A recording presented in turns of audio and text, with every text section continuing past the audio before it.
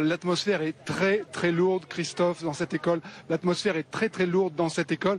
Il est difficile d'avoir des informations précises. On sait que la situation est de toute façon dramatique puisque au moins 21 enfants ont perdu la vie.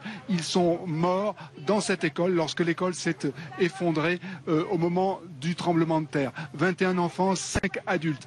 Un petit signe d'espoir quand même lorsque dans la journée on a entendu qu'une jeune fille de 12 ans qui s'appelait Frida Sofia était vivante sous les décombres, et depuis 6-7 heures on cherche frénétiquement à dégager cette jeune fille Frida, et vous entendez derrière moi, on cherche la famille de Frida Sofia avec beaucoup d'insistance pour essayer de les prévenir. Et cette jeune fille est donc sous les décombres. Elle est devenue instantanément la star de tous les médias sociaux, de tous les réseaux sociaux mexicains.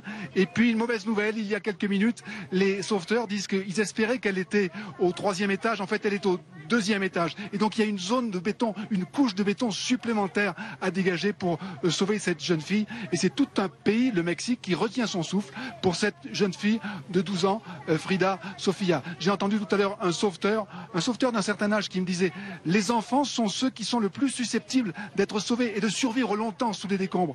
Les enfants, parce que ce sont eux qui ont la plus grande force de vie. »